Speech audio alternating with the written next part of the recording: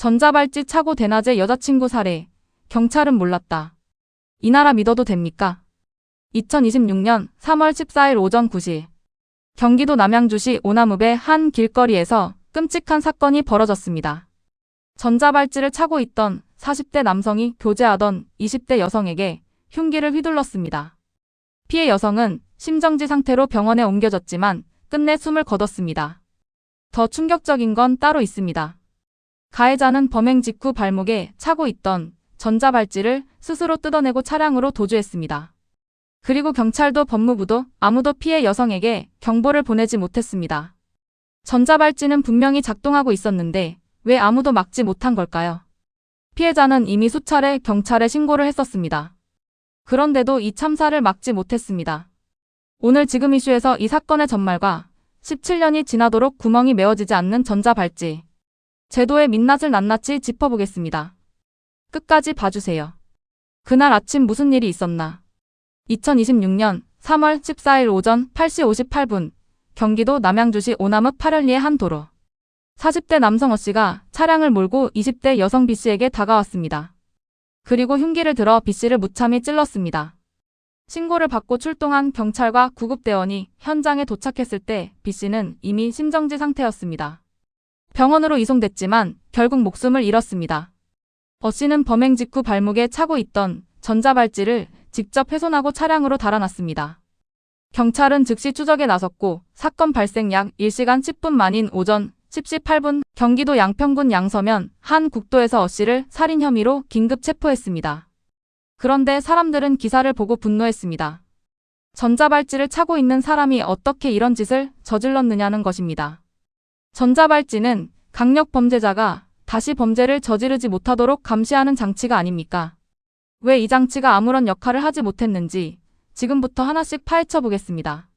전자발찌는 왜 피해자를 보호하지 못했나? 이번 사건에서 가장 핵심적인 의문이 바로 이겁니다. 가해자 O씨는 전자발찌를 차고 있었습니다. 그렇다면 법무부 관제센터에서 O씨의 위치를 실시간으로 파악하고 있어야 하지 않을까요? 그런데 왜 피해 여성 B씨에게는 아무런 경보도 가지 않았을까요? 이유가 드러났습니다. O씨가 차고 있던 전자발찌는 이번 사건, 피해자인 B씨와는 전혀 관계없는 별건 사건 때문에 부착된 것이었습니다. 경찰에 따르면 O씨는 과거 강간상해 사건으로 징역 3년과 전자발찌 부착 10년을 선고받았습니다. 즉 O씨의 전자발찌는 이전 피해자를 보호하기 위한 장치였지 이번 피해자인 B씨를 보호하기 위한 장치가 아니었습니다. 현행 전자발찌 시스템에는 가해자가 피해자 반경 2km 이내로 접근하면 경보를 보내는 기능이 있습니다. 그러나 이 경보는 전자발찌 부착의 원인이 된 사건의 피해자에게만 작동합니다. B씨는 O씨로부터 반복적인 스토킹을 당해왔고 수차례 경찰에 신고까지 했지만 이 시스템의 보호 대상에는 포함되지 않았던 겁니다. 전자발찌가 발목에 붙어 있었지만 B씨에게는 그 발찌가 사실상 아무 의미가 없었던 셈입니다. 피해자는 이미 여러 번 살려달라고 했다. 더 안타까운 사실이 있습니다. B씨는 이미 오래전부터 O씨의 위협을 피하려고 안간힘을 써왔습니다.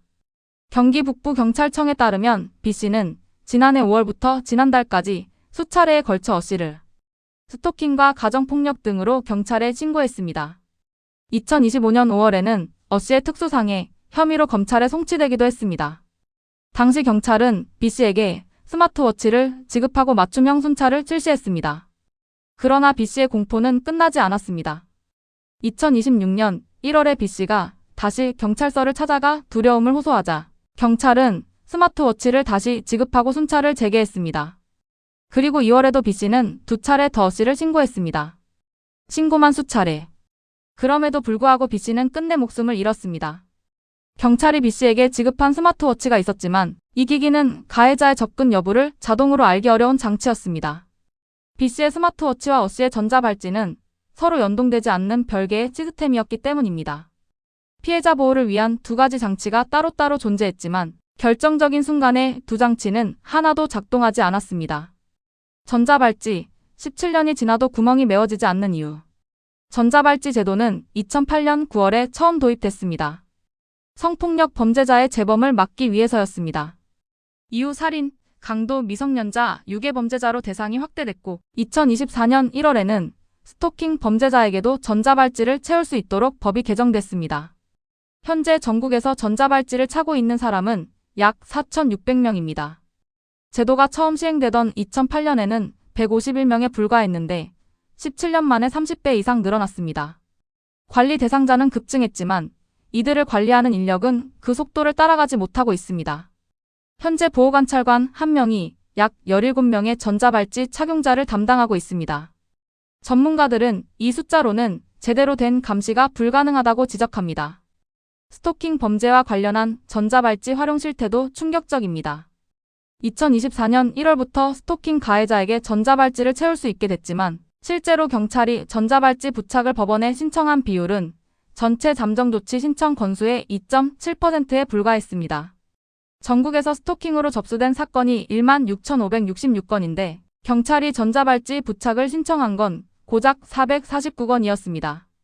그중 법원이 허가한 것은 153건에 그쳤습니다. 숫자를 다시 한번 정리해드리겠습니다.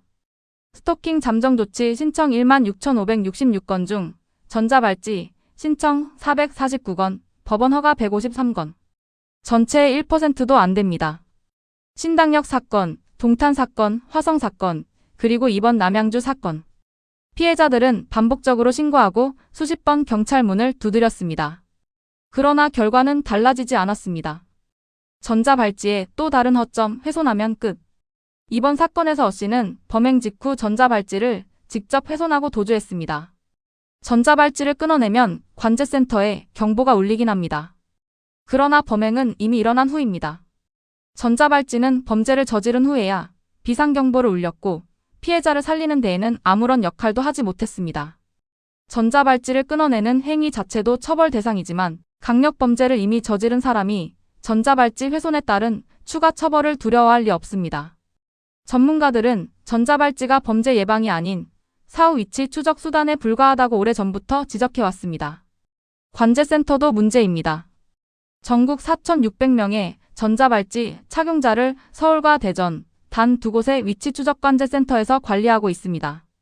대상자가 특정 구역에 진입하거나 피해자 반경 1km 이내로 접근해야 경보가 울리는데 경보가 울린 뒤 실제 출동까지 걸리는 시간 동안 범행은 이미 끝나버리는 경우가 많습니다. 이번 사건이 우리에게 던지는 질문. 이번 남양주 사건은 단순한 개인의 범죄가 아닙니다. 피해자는 수차례 도움을 요청했습니다. 국가는 스마트워치를 줬고 맞춤형 순찰을 나갔고 어씨는 전자발찌를 차고 있었습니다. 그럼에도 피해자는 대낮 길거리에서 목숨을 잃었습니다. 국가가 피해자 보호를 위해 만든 장치들이 정작 피해자를 보호하지 못한 겁니다. 전자발찌 시스템이 별건 사건에만 연동되고 스마트워치는 가해자의 접근을 알려주지 못하고 보호관찰관 1명이 17명을 감당하는 현실. 이 구조적 허점들이 누적된 결과가 이번 비극입니다. 전문가들은 스토킹 피해자를 위한 전자발찌 부착은 판결 이전 단계부터 적극적으로 활용해야 한다고 강조합니다. 또한 전자발찌와 피해자 스마트워치의 연동 시스템을 반드시 구축해야 한다고 말합니다. 신고가 들어올 때마다 그때그때 대응하는 방식이 아니라 고위험 가해자에게는 즉각 전자발찌를 채우고 피해자와 연동해서 24시간 실시간 경보가 울리는 구조로 바꿔야 한다는 겁니다. 법도 바뀌고 제도도 생겼습니다. 그러나 피해자들은 계속 죽어가고 있습니다. 신당역 사건 이후 법이 바뀌었지만 동탄에서 또 죽었습니다. 동탄 이후에도 바뀌었다고 했지만 이번엔 남양주에서 또 죽었습니다. 국민들이 묻고 있습니다. 도대체 언제까지 이 비극이 반복되어야 합니까? 오늘 영상이 도움이 되셨다면 구독과 좋아요 꼭 부탁드립니다. 이런 이슈를 계속 전달해 드리겠습니다.